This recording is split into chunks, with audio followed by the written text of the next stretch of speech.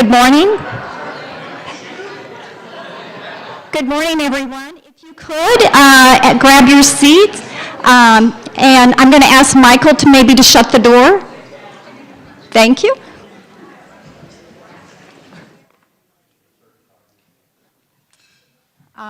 So Kendall, I was successful in doing your first to-do. I advanced the slide correctly, so you should be very happy to see everyone here this morning. Welcome. We're happy that you joined us both here in person and also online. So we are live broadcasting today via YouTube, so we've got lots of other folks joining us this morning. I was asked as a, by the way, I should introduce myself. I'm Karen Wald. I have the honor of chairing the board of MP. And it's my first year. I had the opportunity to fill the big shoes of Charmaine, and it's been such an incredible year. Kendall asked me to, as she was putting the program together, she suggested that perhaps I could share some highlights of 2022. And I said, oh, sure, and I have about a dozen of them. But thankfully, in the interest of time, I'm only going to talk about three. Number one, you can't, 2022, I think our most significant milestone without a doubt was the groundbreaking of the Career Services Building. This has just been, an opportunity for us to really look at vocational services in a way we haven't before. And not only that, because we'll be doing comprehensive job training, placement, career support services, but we'll also be able to free up space in our building, our first building. And this is invaluable because we need to also have room for additional hipsters to have access to lifelong learning. So I'm very proud of that accomplishment. The other thing is that we also introduced our DEIB work. And for many of you who represent companies, we've got Bank of Texas here, DEIB is important work, and we're very thrilled that we have made this commitment. And this commitment is something that includes and takes into consideration all of our stakeholders. It includes our staff, it includes our hipsters, it includes our board and our community partners. So it's a very comprehensive strategy. We just wrapped it up, the completion of the strategy, but now the real work begins, and we start work on the execution in 2023. The other thing we did this year was part of our strategic planning process. We have worked on our new vision, mission, and guiding principles. And this is kind of interesting. Michael and I thought that when we put the board and the leadership together, we would spend about 30 minutes talking about this, and we would reaffirm that we had the right vision, mission, and guiding principles. After, what do you think, Michael, 5-6 hours of active debate and discussion? We actually landed on what we believe is a more aspirational vision statement. And just to make sure that I don't mess up those words, because it's a funny thing, but I won't tell you on the mic. A world of inclusion, dignity, and opportunity where people of all abilities live. So it's a world of inclusion, dignity, and opportunity for people of all abilities. I mean, isn't that what we're all after? And I know that our board and our leadership are very proud of that statement. It's very intentional that I wanted to share the DEIB work that we're doing, and also what we're doing as far as our new vision statement. Because what you see is the word inclusion is in there. And these will not be successful initiatives unless we do truly include the world. It's not a coincidence also today that our theme is inclusion. And it's not a coincidence that we have 5 hugely important people on our panel today. I'm very proud of that. With MP, inclusion starts with our hipsters, and it's gratifying to see that the people in this room understand and support our hipsters, and that they see the value that's gained when hipsters are included. So now on behalf of My Possibilities, I want to thank everyone for coming here. I also want to thank our sponsors, Bank of Texas. Bank of Texas sponsored this event for the last 2 years. They give generously of their time to MP and their resources, and we have forged an authentic relationship with within both of our organizations. I would also like to let you know, if you didn't already, Bank of Texas is one of the country's leading banks, and we're so proud that they're here in our community. And also joining us today is Mandy Austin. Mandy? Mandy is the Dallas Market President of Bank of Texas. She leads the operational and business lines development efforts for the Dallas market, as well as for all of the lines of businesses for the corporate parent. She's an active member within the community. She is actually chair of the Women of Tocqueville for the United Way of Dallas, and she serves on the board of the American Cancer Society CEOs Against Cancer. So join me in welcoming Mandy. Thank you, Mandy.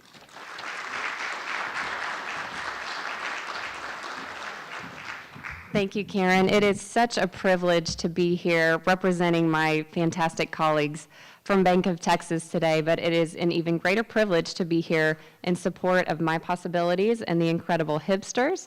I certainly don't want to take up too much time because I'm really excited to hear from our panel today. I've had the great privilege of getting to know My Possibilities over the past couple of years. I have toured the campus on multiple occasions, and I'm always so inspired by the work that I see happening in the classrooms, and the staff is just incredible. So round of applause for the My Possibilities staff. It's at Bank of Texas, we're just a huge fan. We believe in this partnership, and there's a lot of special things happening at the bank. This year in particular is our 25th year to be in North Texas, and I'm incredibly proud of the bank that we have built, the business that we've built, the relationships with our clients. But I gotta tell you, I'm most proud of the partnerships, the authentic partnerships that we have forged with the most impactful organizations across North Texas, like My Possibilities, who is making North Texas a better place for us all to live every day. And you all are not just doing great work within the IDD community, you are also changing the landscape of business. And so I know we, within our own D&I initiative at BOK Financial Bank of Texas, we have an IDD focus as well and are looking to find more ways to engage with the hipsters in our own business. So that's a privilege, and we just want to say thank you for all that you're doing for us here in the community, and we look forward to finding more and more ways to continue to partner going forward. So thank you very much, Karen.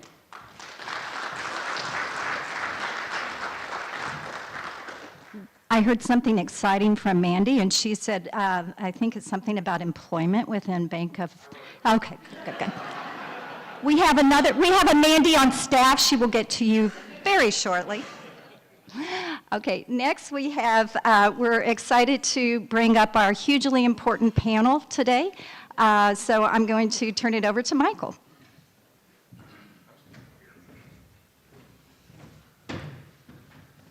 All right. Well, good morning, everybody. The first thing, both Karen and Mandy mentioned the word authentic to that relationship, and I do think I'd like to point out, truly, Bank of Texas and the relationship we have is not about bank accounts, and it's not about, hey, this is what we do, and we'd like to help you if you do. It's been very truly authentic, and we do appreciate that. And trust me, we'll absolutely take you up on that. And for some reason, the banking industry, really, in the employment space, is leading the way in a lot of really, really amazing examples of IDD employment. So kudos to banks all over the country for taking this seriously, and including our hipsters. A couple of things before we get started. First of all, it's not until June, but this is MP's 15th year, so this will be our 15th birthday in June, on June the 8th this year. So it's kind of nuts to think how much has happened and how quickly. We don't see ourselves as like the young, we still feel like we're that young startup kind of nonprofit. We've been doing this 15 years, so happy.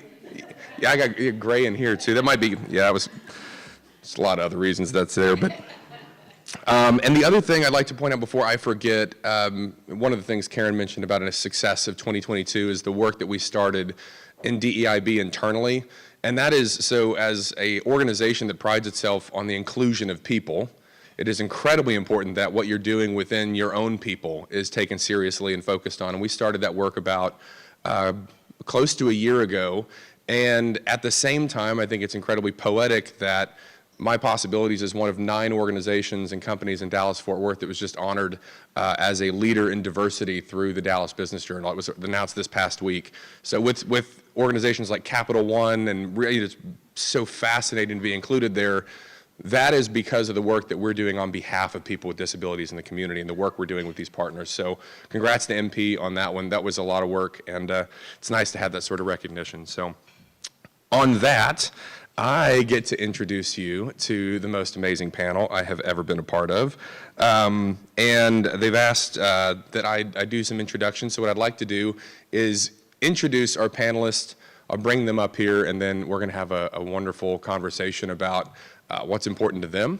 And we thought in a world of inclusion, it doesn't make any sense not to have their voice as a part of this event. So you're going to get to hear from them today. So first, I'm going to introduce Louisa. She's 35, been going to MP since she graduated from Allen High School. That's the Eagles, right? Are there any Allen Eagles people out there? Probably. Is that like a caw? I don't know how y'all do that. That's fine. She lives in Allen with her mom and dad, 2 dogs, Phoebe and Buster, has a sister, Amanda, who lives in New York. She volunteers at Children's Medical Center, playing with the patients in the playrooms. She also worked at a credit union, the Credit Union of Texas Event Center as an usher. And she tries to work as many Allen American games as she can. She loves all sports. One of her favorite things to do is go to Mavericks games. So first panelist is Louisa.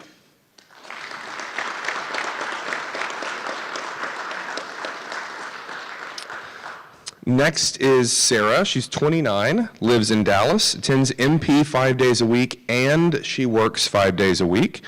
Several hobbies, including 5D painting, which we have to talk about because I don't know what the 5th is, but that's amazing. Knitting and jewelry making. She's traveled to places including Jamaica, Alaska, Paris, Hawaii, and New York City. And she is a proud hipster at MP and happy to be here talking with you today. So ladies and gentlemen, Sarah.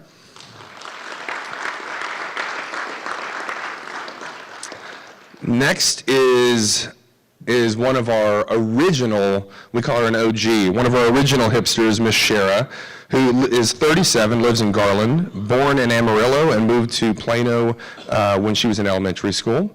When she's not an MP, she keeps herself busy reading and working on word searches, and 2 of the things she's most proud of is helping start the book club and the hipster council at My Possibilities. So ladies and gentlemen, Miss Shara.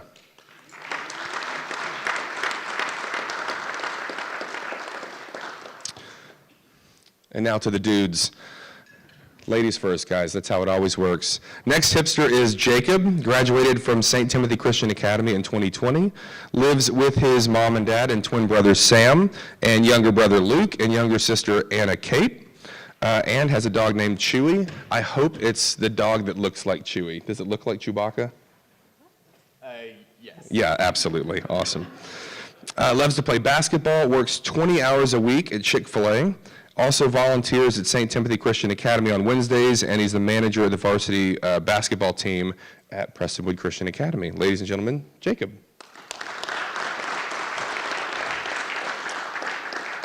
And our last panelist this morning is Jeffrey, 37 years old, born in Odessa, and lives in Plano now, has been an MP since 2009, attends 3 days a week. Also on Tuesday, Thursday, he works at Learfield. In his spare time, participates at Special Olympics basketball and tennis, likes to bowl and swim, and he's involved with his church and part of Faith, Family, and Friends at Chase Oaks Church in Plano, Texas. Ladies and gentlemen, Mr. Jeffrey. Oh, yeah, trust me, it hit as soon as I didn't.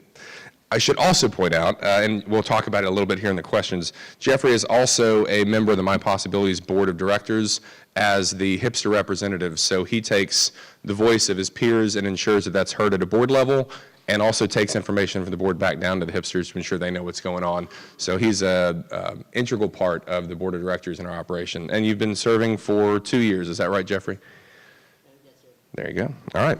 So without further ado, we're going to get into some questions here. These were questions we wanted to, we really wanted to tailor to who they are to ensure that they get to talk about the things that are important to them. And so you'll get to hear a little bit of different perspective, and have provided, we walked through the process and ensured they had their answers with them, so they're reading their own answers, but wanted to make sure that they didn't have to. For a lot of our guys, this is the first time you've been on a panel, right? Yes. Yeah, so just wanted to make sure that they were equipped today. So first, Louisa, we're going to start with you, all right? So how long have you been a hipster at My Possibilities? I've been a hipster at MP about 14 years. This is where, yeah, I'm sorry, hold on one second. There's a secondary mic. Is it hiding underneath here, Kendall? But can he turn it on? He can. There you go. Okay, one more time. How many years have you been a hipster at My Possibilities? I've been a hipster at MP for about 14 years, since almost the beginning. Almost, and we just talked about how MP's turning 15, and you've been there for 14 years. So you're kind of an OG like Shara. Yeah. And what are some of the things that you were involved in or participate in at MP?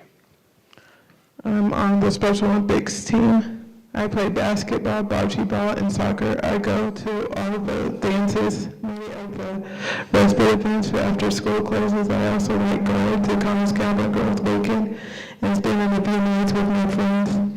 This year I am also in the Glee Club, and we are getting ready for the History Showcase in March. A day performance at a theater in Plano. I go to MP personal training 2 times a week. And CBI's out when the community when I can. Awesome. You'll find very quickly that most of our hipsters, between MP, their friend world, their social lives, their work, their volunteering, have more full engagement in the community than probably everybody else in this room. And it's just wonderful to be reminded about that. Louisa, why do you think it's important to stay involved with activities at MP? I know the more things you do, the more you learn. I like learning new things. It also gives my parents some time about me and gives me a little break too. I think every hipster should try all the activities MP has for us. Absolutely. It's nice to have a break from your parents, isn't it? Yeah. And what are some things that you've done at MP that you never thought that you would do? I didn't think I ever played basketball in a stadium in front of thousands of people. Also, I never thought I would be brave enough to sing in front of a crowd, but since I've been in Glee Club, the more I do, the more comfortable I am. Absolutely. Louisa, actually, you're a dual sport performer because you have been on a basketball court in front of thousands of people, and you have been on a soccer field at FC Dallas, at Toyota Stadium, in front of thousands of people. Shame messing around. How many people in the audience have played on 2 separate professional sport courts? Fantastic. Louisa, thank you very much. All right. Sarah, oh, you even did the microphone handoff. It's amazing. Let's talk some work stuff. You've been employed for a little while. Tell us about where you work. I work at Pet Paradise about 7 years. So you've been at Pet Paradise in Plano for about 7 years. Yes. And what kind of things do you do at your job at Pet Paradise? One thing I am responsible for is keeping the area clean to the animals. Sometimes it means I have to sweep them up and do some light cleaning. I also keep the blankets and bedding clean and organized for the dogs, and I am responsible for giving the dogs their main morning snack of ice creams and treats. So you're the dog's favorite person. Correct. Yeah. So that's the best part about your job. What do you think the hardest part about your job is? Sometimes when things get busy, I get a bit overwhelmed. My job coach taught me to take a quick break, take some deep breaths, and get some fresh air outside to help me get through tough moments. Absolutely. And what, other than giving ice cream to the dogs, what do you love most about your job? Do laundry You love doing the laundry? and dishes Unbelievable. and taking trash out.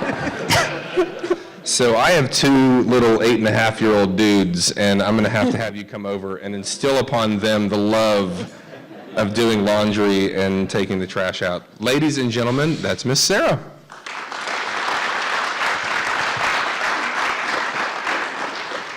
All right. Let's go Jacob, okay? Jacob, we already heard a little bit about, in your bio, some of the things that you do, but tell us about some of the activities and organizations that you volunteer with.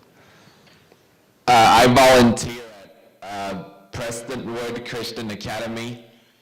I help with the varsity basketball team, and I film the games, and I go travel with to tournaments with the team and the coaches. And tell me about what you do volunteering at St. Timothy Christian Academy. I go there only on Wednesdays, and I help out with the students in their classes. Awesome. And so in addition to volunteering at those locations, going to MP, you also have a job. Can you tell us a little bit about that? Yes, I work at Chick-fil-A on Monday, Tuesday, Wednesday, Thursday, and Saturday. And what do you do? What are some of your responsibilities there? I refresh beverages, wipe chairs and tables, I sweep the floors, and I clean the windows, I do parking lot run, and I train other people to do the same things. Very cool. So you're responsible for the sweet tea? Yes.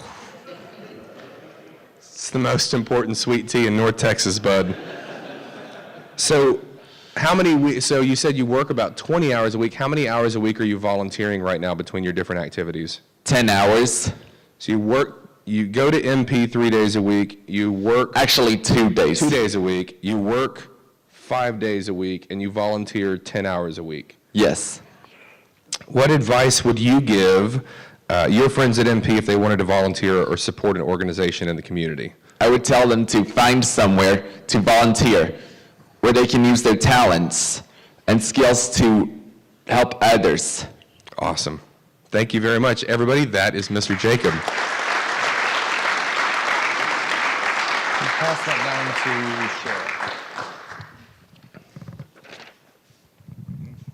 Cheryl. All right.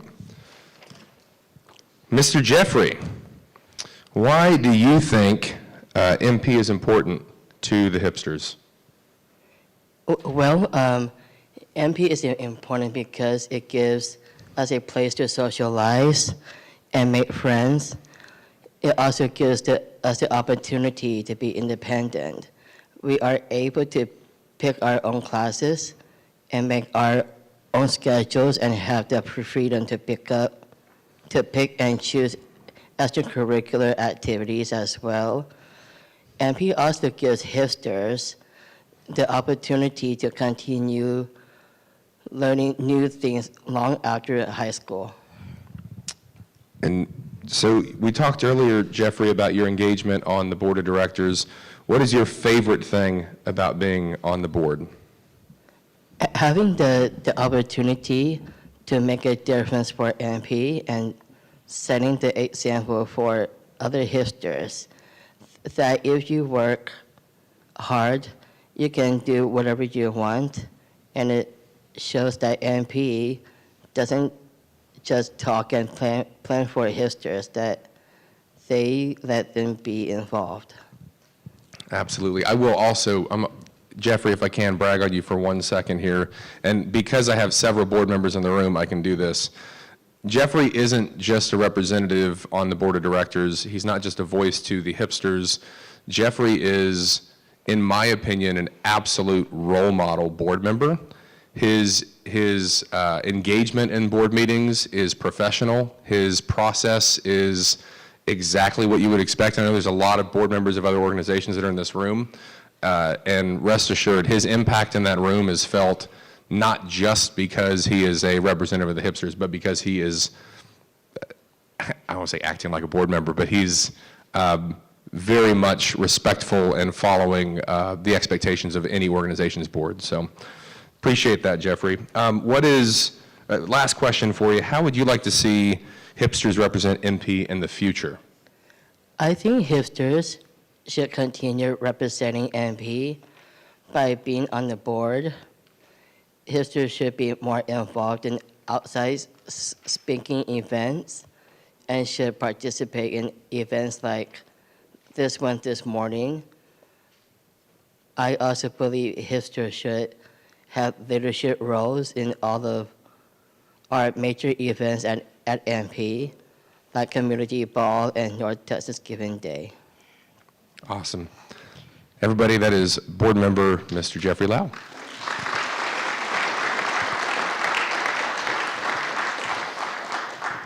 And now it's the Shara Show. Miss Shara, how long have you been at MP? I started my possibilities in the summer of 2008 and have been a hipster for almost 15 years. You are one of the first, I think, 10 hipsters that started at MP? Yes. So she really does run the show. And she's got a memory like a steel trap. What are the biggest changes that you've seen with MP from when you started to today? One big change is how we've grown over the years, how we went from one small building on Custer to our current campus that is still growing. Another change that was good was MP having hipsters be as independent as they could, which means we get to pick our own classes and make our schedules for the semester, and we are treated more like adults attending college. Yeah, that was a fundamental change when we moved to the campus, and looking back on it, my only apology is that we didn't always do that. But now, every single semester, every hipster gets to look at the classes that are offered. They choose before their parents, which I should point out has been a point of contention with several times with several families, but we exist to improve independence in the lives of people with disabilities, and the first way to demonstrate that is to let them make their own choices at MP. And so they do that each semester.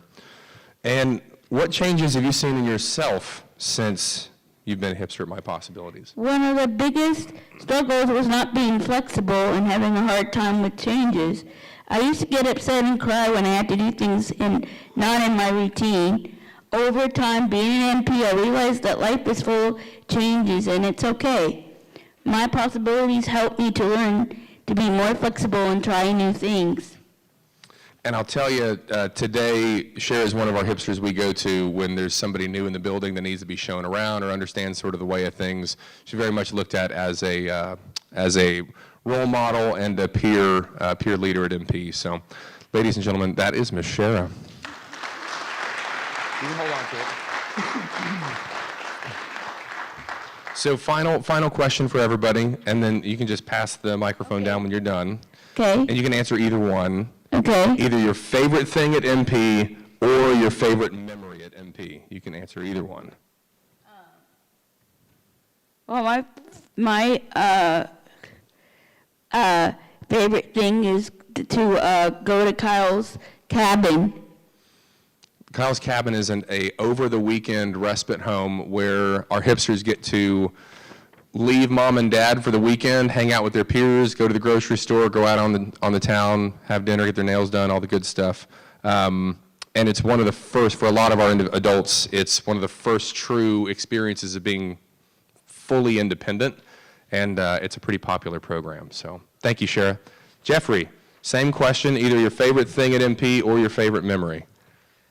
My favorite for MP, like we get to choose our own classes. Absolutely. Louisa, favorite thing at MP or your favorite memory at MP? My favorite thing about MP is to work out. Going to personal training? Awesome. Sarah? My favorite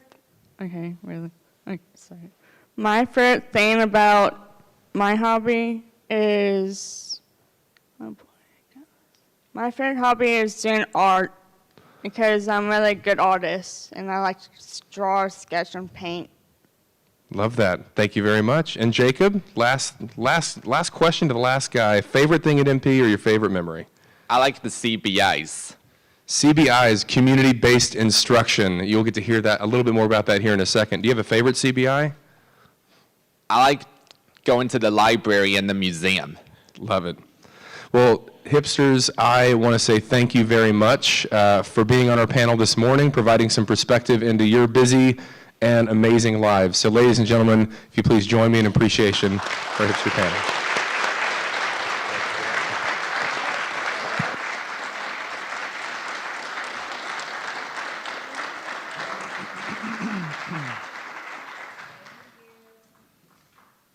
All right, you can have it on back to you, Scott.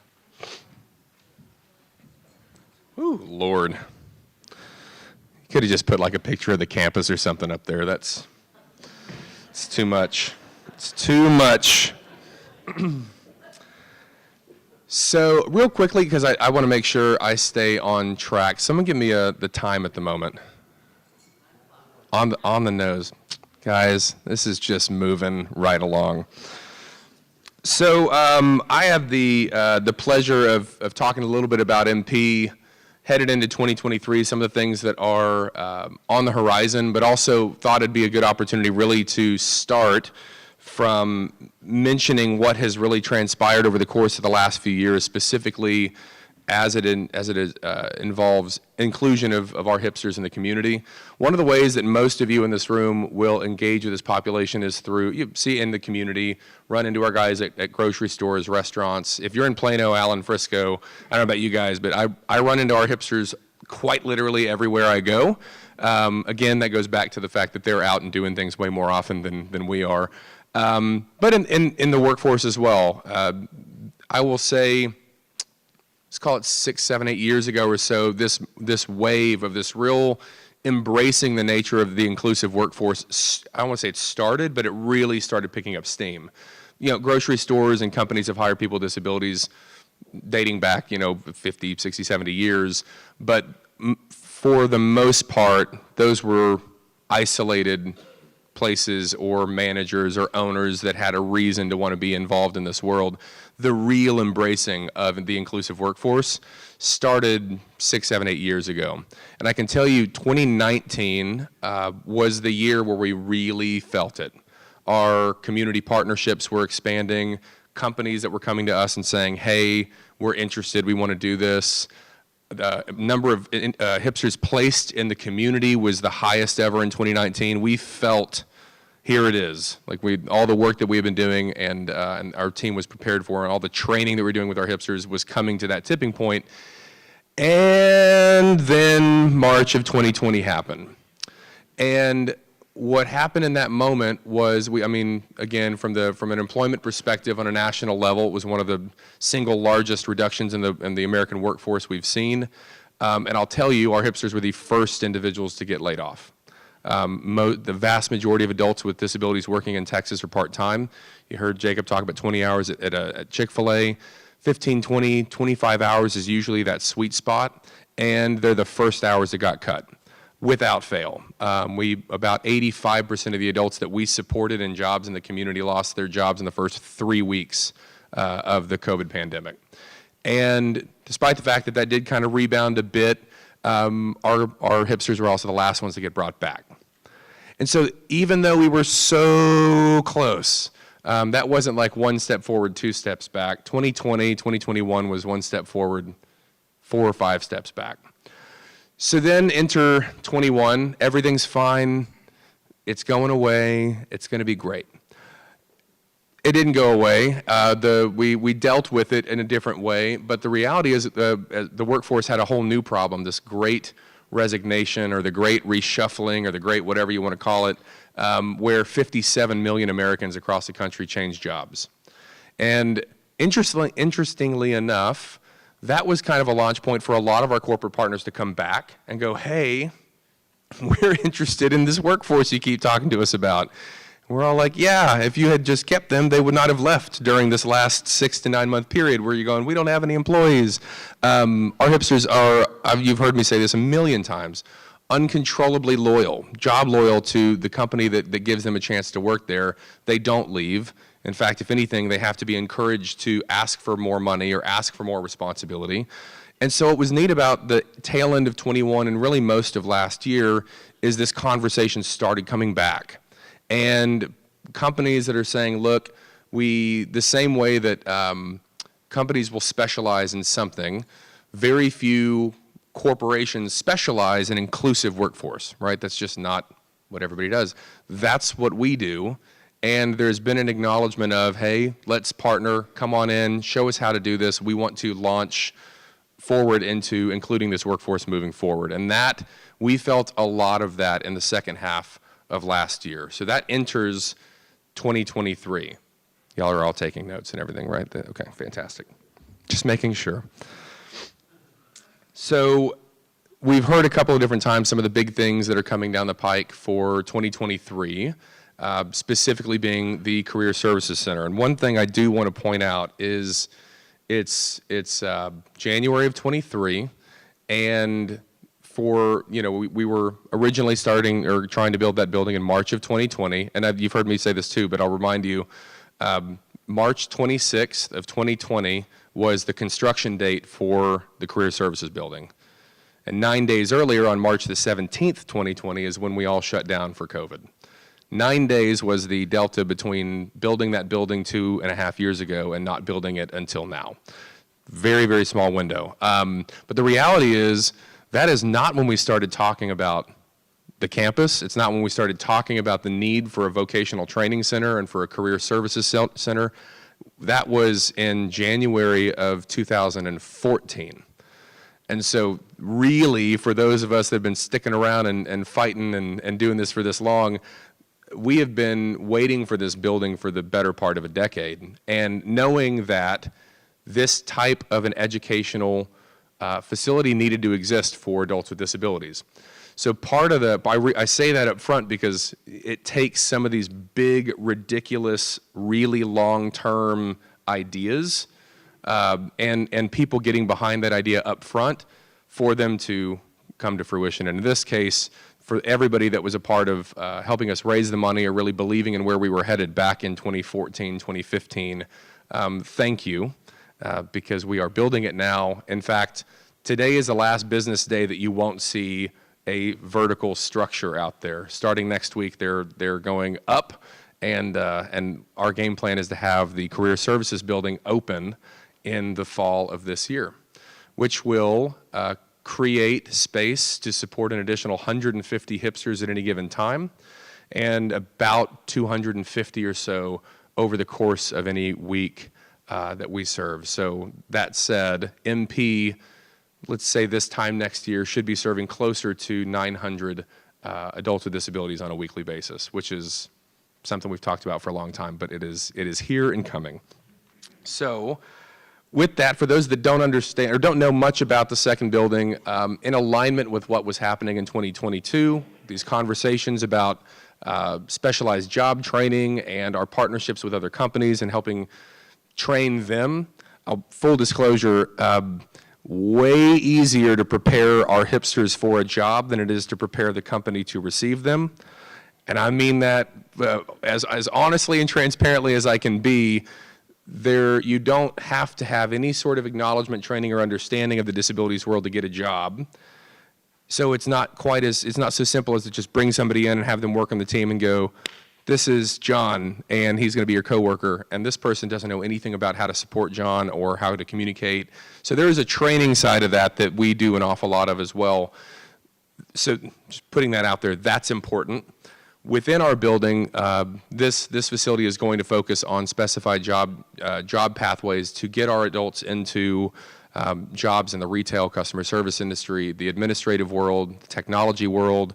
We have adults that were working remotely during COVID for JPMC doing data entry from home. Adults with disabilities doing data entry for a bank during COVID. Possible, it's feasible, and if that's feasible, then so is every other job you all are connected to. We can help with all of those as well. Culinary arts is a big industry for our hipsters, and also a very high turnover industry in general, so there's a huge fit there. Hospitality, and what did I forget? There's a sixth one. Somebody in the room has been keeping track. What was that? And that, thank you, facilities and basically helping take care of campuses, both interior, exterior. We have, actually, 2/3 of my Possibilities facilities crew are hipsters. They help clean, fix, adjust, rake, the whole nine. They keep our campus beautiful. So if you've ever been there and you walk around and go, wow, this place is beautiful, that's our hipsters that are doing that work. So this building opens in the fall. It's providing specified job training. We're working with partners on the other side, and there's this magical, it's all finally coming together. We thought that was in 19. We didn't know it was coming, and now there's this beautiful tipping point. And to be honest, I think maybe we're better prepared for it in 2023 anyway. Our staff are more prepared. Our hipsters know that it's coming. They're talking about what jobs they're interested in, and we have companies reaching out to say, okay, and we're ready to receive as well. So the other major change that's happening is not just on a state level, it's on a federal level. In 2013, this is how long it takes things to move on a national level, 10 years later, there's a change that's happening in programming across the country, and that's specifically in response to day programs that weren't doing anything. And I hate to say it this way, but on a national level, the percentage of programs that look and operate like My Possibilities were pretty small, and got to the point where it was okay to warehouse. It was okay to have giant rooms where adults with disabilities weren't learning, where they weren't being trained, and where they weren't being engaged in the community. And on a federal level, they said that's not okay and that has to change. So the change was organizations across the country will have to adjust their programming to be employment-focused first, assuming that an adult with a disability is interested or prepared for work. But that's got to be the first place that you go. So on a national level, there is now a giant wave for all programs to focus on getting adults with disabilities into employment. That's 10 years running. It's probably 50 years overdue, but that's a huge, huge change. The second piece of that is that all programs that operate in our space have to do more of what Jacob said was his favorite part of the programming, which is community-based instruction. That means we have to take our population, our hipsters, out into the community to engage in independent living skills situations, socialization, and job training situations. We've been doing this for years. And so the beauty is, as this there's a lot of organizations across the country that are adjusting, trying to figure out how this is going to work. My Possibilities has always been focused on doing more and getting our guys out into the community. So for us, you know, it's just Monday. It's just we do what we've always been doing. Now we will improve this, but what changes for the community is the opportunities to be a place where adults with disabilities can engage comfortably, can go to learn, can go to train. Those are needed in spades, not just by our organization, but for anybody that supports people with disabilities. The goal is to ensure that they have a balance between the programming that's happening on-site in an educational setting and off-site in the community. It's never been an expectation, and that's changing. So combine the last 3 years, the establishment of the second building, a national focus on employment and community-based instruction. You can see why I was calling it a tipping point earlier. Things are happening for adults with disabilities right now, and fortunately for us in North Texas, unlike they ever have in the past. And it's exciting, and having this group of people and everybody that's listening online involved in the My Possibilities world, I hope that you feel the same excitement, because it's not just another thing to go do. My hope is, as a result, in 5 years, in 10 years, in 15 years, adults with disabilities will truly be included in the community, in the workforce, next door to you, at your favorite bar or restaurant, and it will just be the way that it always should have been. These are some changes that it takes a couple of things to sort of fall into the right place, and I'm actually going to say the words compliments to the federal government for setting that up. But we're now in a position where I think in North Texas we're going to see some really, really amazing things happen for adults with disabilities in the near future. So one of the other ways that you can get involved as a result of this push for inclusion in the community and in the workforce, My Possibilities last year reached out and began our Corporate Engagement Council, which is a way to bring companies in who have said, we want to be a part of moving this forward. We want to be a part of the voice of inclusivity for people with disabilities, and we want to help My Possibilities do that work. If your company is interested in finding out more about what that looks like and how you get engaged, you can join companies like, and this is where I get to plug the ones that have already said yes, Ambridge Hospitality, Bread Financial, Capital One, HEB, and Liberty Mutual, who have all said we're in. And no offense to the mom and pop shops, but I do want to point out these are leaders in their field. These are major companies that have said this is important to us as a partner to ensure that inclusivity and an inclusive workforce is something that we stand for and support.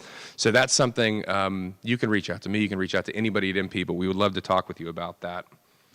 So other ways that we can get engaged this year, clearly there's a second building, it's coming, and we have capped what was officially a capital campaign, but I'm a fundraiser, and we still have dollars to raise for that building.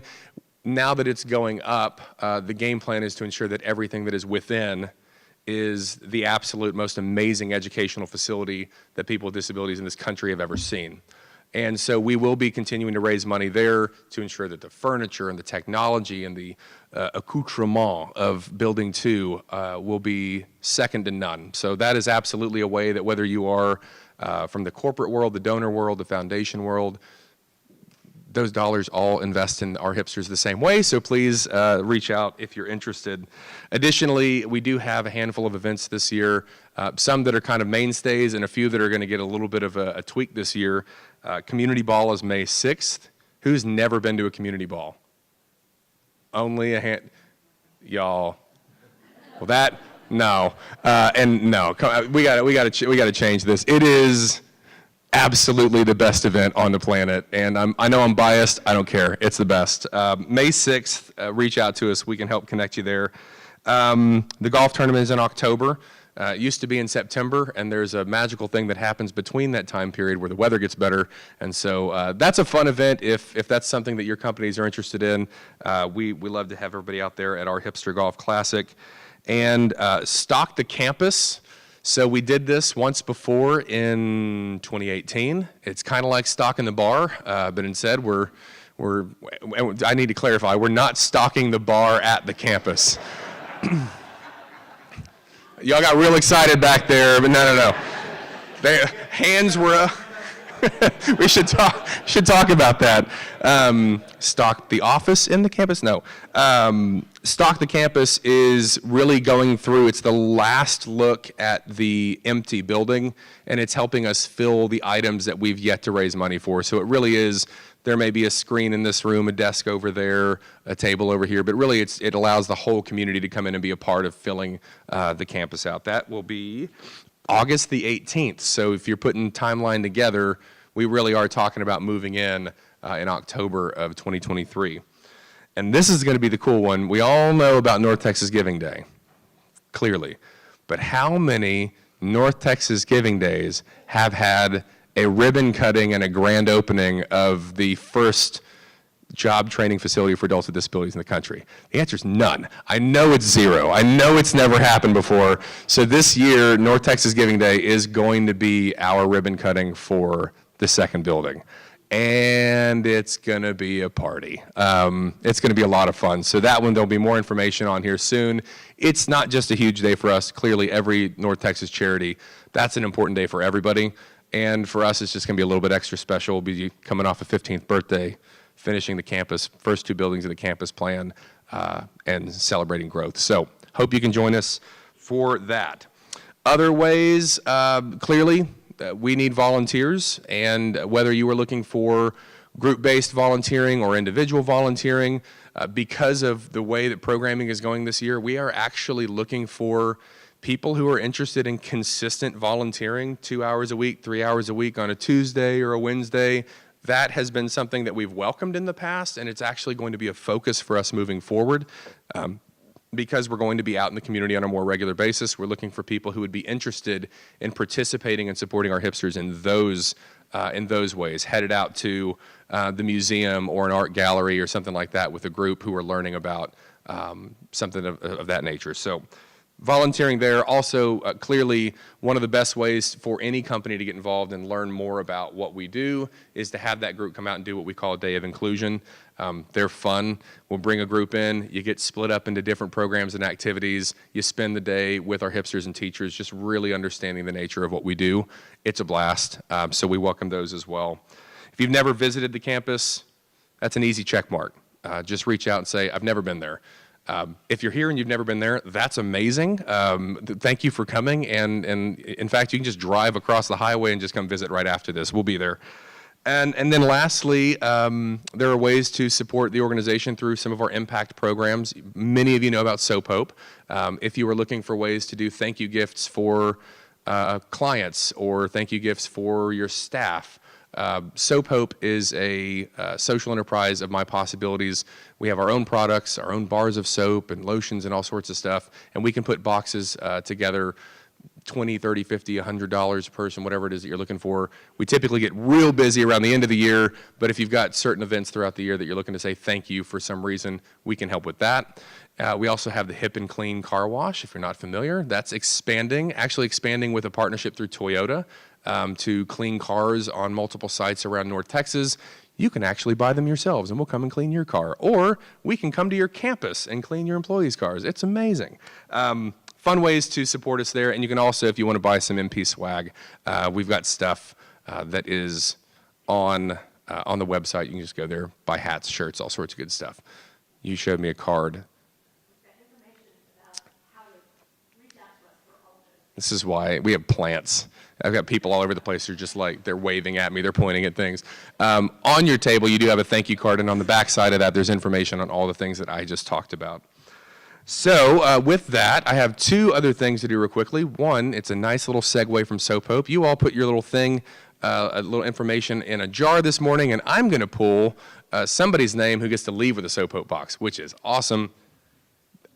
I need to see what scent the soap is. I'm telling you, like, there's a handful of these soaps that are magical. And I'm sorry to everybody whose name I don't pull. Oh my God, Brad, are you serious? Brad Leffler gets to walk away with a Soap Hope box today, unless you want to give it to somebody else. I'm not putting any pressure on you. No, take the Soap Hope box. Last thing, we're going to get to end today with a bang, and I think it's another, we spoke about authentic relationships earlier, and I get to talk about another one. Our friends at RNDC, years ago, through one of their vendors, reached out and said, we want to help you guys. We dabble in the world of spirits, and which is why they got so excited when I talked about stocking the bar earlier. And that relationship from the very beginning was also very authentic, very real. This is what we do. We appreciate what you do. Can we leverage our world to support yours? And over the years, that has grown. Initially, it was through one wine, and I'm sure for a couple of years, I peddled one specific wine brand everywhere. And now I get the opportunity. They've expanded this program to include wine and spirits, and it's not something where they go, we give, this one bottle in this one location on this one day for 4 hours, we give 10% of sales away. These guys have built a program that extends to their entire teams. They had 250 employees out at My Possibilities to kick off the month of November, where everybody was on the same page to go out and raise money for charity in North Texas. And we're one of two very, very fortunate organizations. And we're here to celebrate a check presentation to MP for their hard work in November. So RNDC, if you guys want to come up, and hipsters, y'all want to get in the picture too? Yeah, absolutely. Come on up, panel. We're doing this because we want to demonstrate that it doesn't matter the industry, it doesn't matter the size of the company, that you can make a major impact on MP and on the lives of adults with disabilities. So come on up.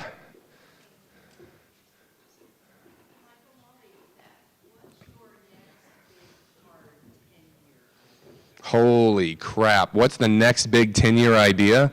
I'm going to get in so much trouble if I answer that question right now. I will say, for those that aren't familiar with the push on Mission Hills, which is our residential community that's planned for Garland, Texas, that's the easy answer. I'll come back to the bigger answer here in a second.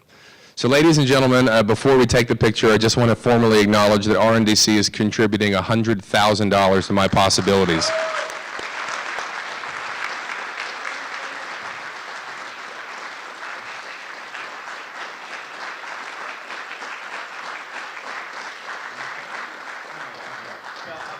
I would say I was really proud of all of our associates.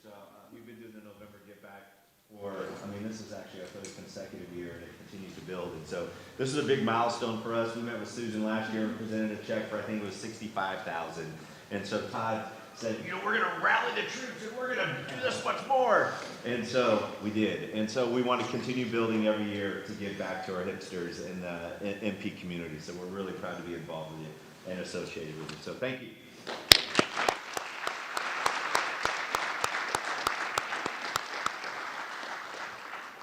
So no better way to end that than demonstrating there's a million different ways that you can get involved, whether it's through volunteering, through our events, through inclusive hiring and partnering with us there, give back programs. This population needs your support. MP is the largest provider of services in North Texas to adults with disabilities. Today we serve about 600 adults on a monthly basis. There are about 250,000 in North Texas. So getting back to your question, Amber, what does the 10 years down the road look like? I don't think I'll get in trouble. I have several board members that are in the room, so I do have to watch how I say this. It is irritating is maybe the wrong word, but knowing that there are so many people that need quality programming and that being 45 minutes or farther away from a physical location is what impedes your ability to engage in the things that we're doing, that's frustrating for a lot of us, board and staff. So I would suggest my 10-year hope for MP is that we're not just a North Texas organization. We do an awful lot to support organizations in other places that are trying to remodel their programming or just trying to start something up, and it's hard work. And we've been so focused on getting this campus and getting everything where it is October of 2023 that it's been hard to do that in force. My hope is that that's a huge piece of the future of MP. I have used the pink ribbon analogy a handful of times, and that is that 30 years ago, if I had asked people in this room what the pink ribbon was, nobody would have known. And today, if I say, do you guys know what the pink ribbon stands for? Everybody in this room knows that it's a symbol of support and hope and a future for people that are surviving or survivors of breast cancer. We all know that today. There is no pink ribbon for this population. There is no shield or symbol or icon that if you're in a different state or a different place, you know that means that here there is an organization that is dedicated to the inclusion of people with disabilities. It doesn't exist.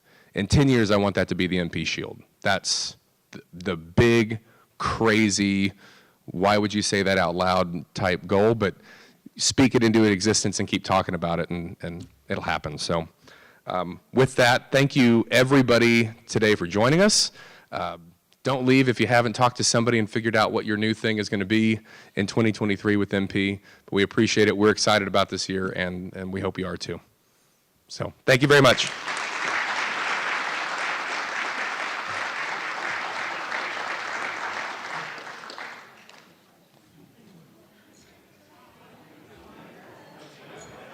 I cannot believe I pulled your name.